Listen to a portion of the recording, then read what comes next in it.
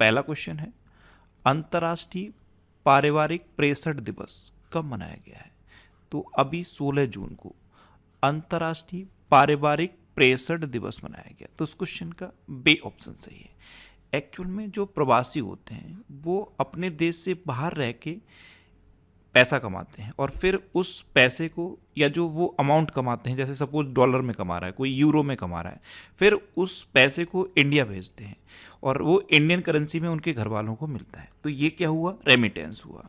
तो international day of family remittance day ये हर साल 16 जून को मनाया जाता है, यानी कि अंतर्राष्ट्रीय पारिवारिक प्रेषण दिवस ये 16 जून को मनाया जाता है।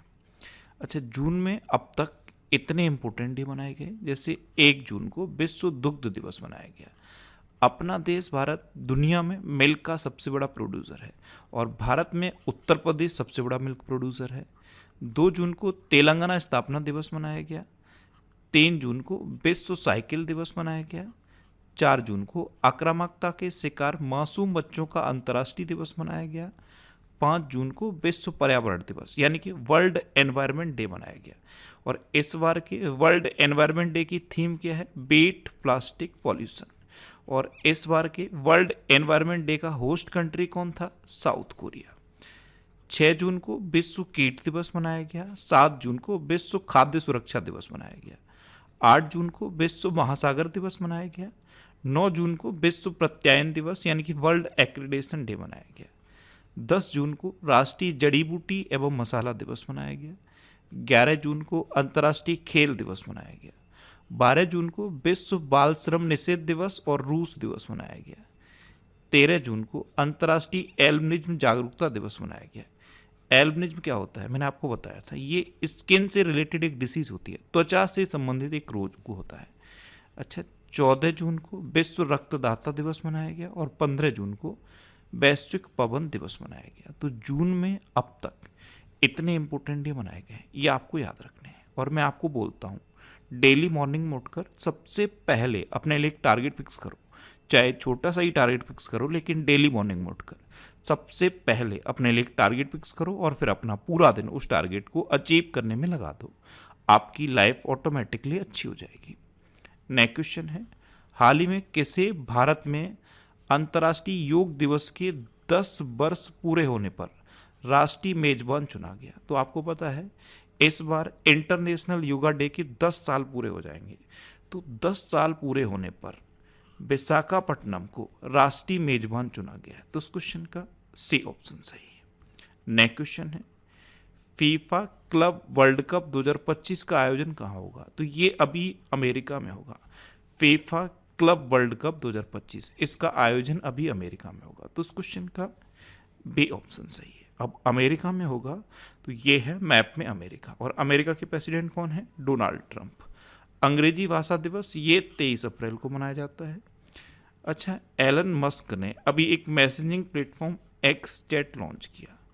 अमेरिका के राष्ट्रपति ने गोल्डन डोम मिसाइल रक्षा कवच कार्यक्रम की घोषणा की। अमेरिका के राष्ट्रपति ने टेक इट डाउन एक्ट पर हस्ताक्षर कर इसे कानून बना दिया। अमेरिका के पूर्व राष्ट्रपति जो बाइडेन में प्रोस्टेट कैंसर की पुष्टि हुई है।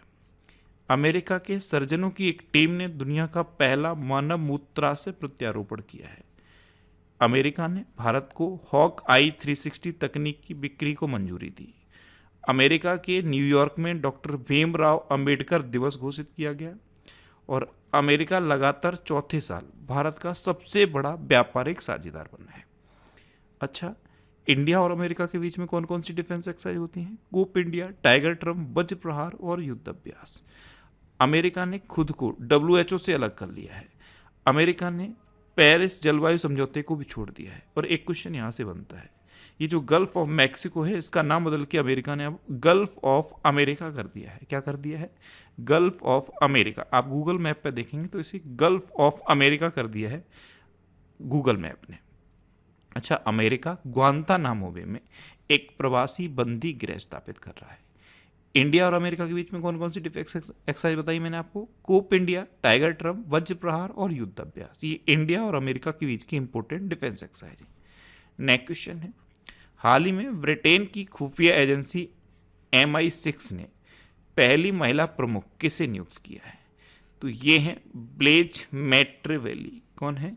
ब्लेज मैट्रेवेली। और इनको ब्रिटेन की खुफिया एजेंसी MI6 ने पहली महिला प्रमुख नियुक्त किया। तो इस क्वेश्चन का सी ऑप्शन सही है। नेक्स्ट क्वेश्चन है, ये सबसे बड़ा मिथ है कि स्किन के दाग धब्बों पर अगर आप बेसन या नींबू लगाएंगे तो उससे स्किन साफ हो जाएगी। ऐसा बिल्कुल नहीं होता है। स्किन के दाग अंदर होते हैं और बाहर रगड़ने से स्किन को और नुकसान हो सकता है। मैं सबको यही सजेस्ट करूंगी कि डॉक्टर का दिया हुआ ट्रीटमेंट ही इस्तेमाल करें। 3 आसान स्टेप्स में। सबसे पहले क्योरस्किन ऐप डाउनलोड कीजिए। ऐप पर कुछ सेल्फीज लीजिए जिससे आपको मिलेगा अपना फ्री स्किन एनालिसिस। अब इन फोटोज को हम डॉक्टर्स स्टडी करेंगे और आपके लिए एक कंप्लीट स्किन केयर किट भेजा जाएगा। तो अपनी त्वचा को दीजिए एक्सपर्ट की केयर। क्योरस्किन किट अभी ऑर्डर कीजिए क्योंकि स्किन है, मजाक नहीं।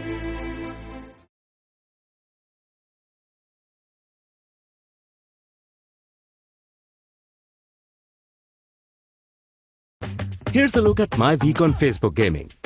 Monday morning, I play puzzle games. On Tuesday, I choose. Question है, ग्रीष्मकालीन कार्निवाल 2025 का समापन किस केंद्र शासित प्रदेश में हुआ है? तो ये लद्दाख में हुआ। तो उस क्वेश्चन का बी ऑप्शन सही है। अब लद्दाख, तो ये है मैप में लद्दाख, और लद्दाख के लेफ्टिनेंट गवर्नर कौन है? Brigadier BD Mishra.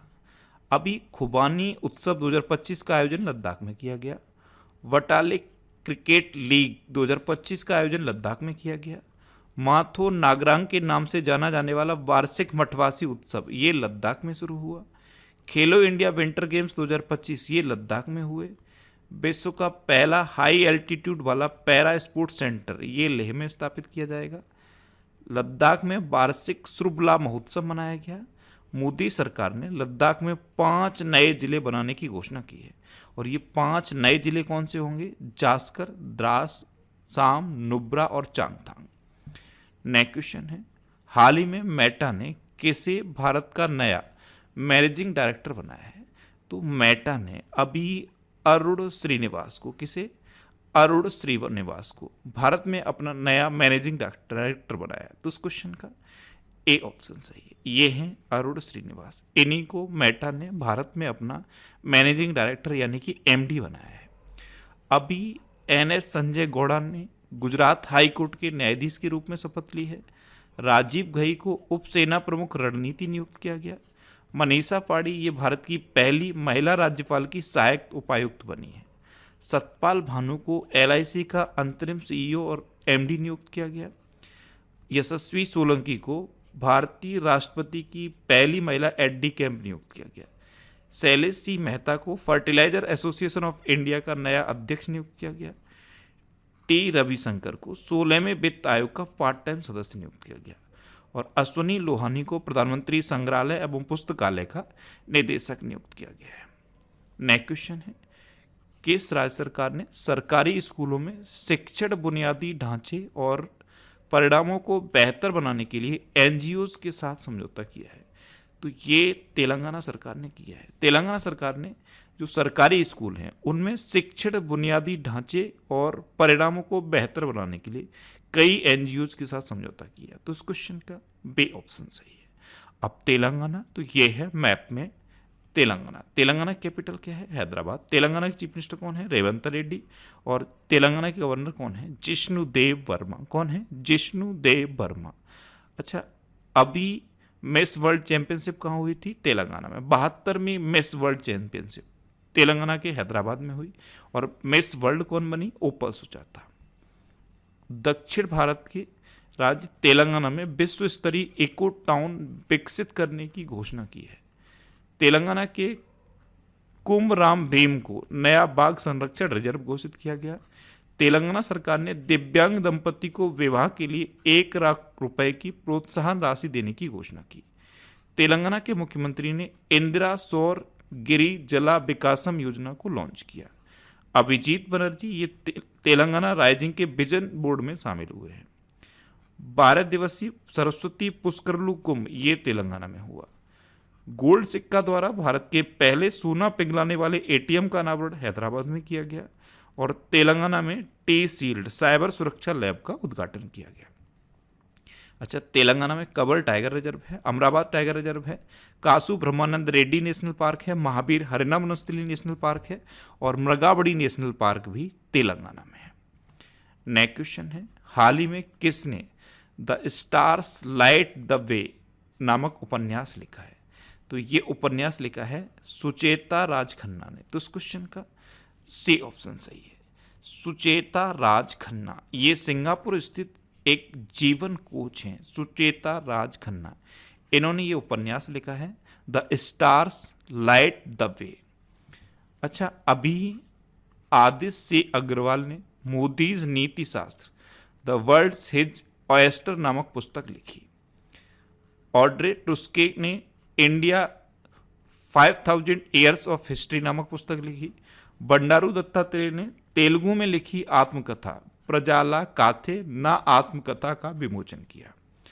इसने भार्गव के द्वारा the women who rain AIIMS the memories of a medical Pioneer नामक किताब लिखी गई। The diary of a cricketers wife नामक संस्मरण ये पूजा पुजारा ने लिखा। चेतेश्वर पुजारा की वाइफ है पूजा पुजारा, इन्होंने ये संस्मरण लिखा है। राजनाथ सिंह ने ready relevant and resurgent a blueprint for the transformation of India's military नामक पुस्तक का विमोचन किया है। नेक्स्ट क्वेश्चन है, हाल ही में कौन भारत के प्रमुख रियल एस्टेट निवेश स्थल के रूप में उभरा है? तो ये नोएडा उभरा है। तो इस क्वेश्चन का ए ऑप्शन सही है, भारत के प्रमुख रियल एस्टेट निवेश स्थल के रूप में नोएडा उभरा है।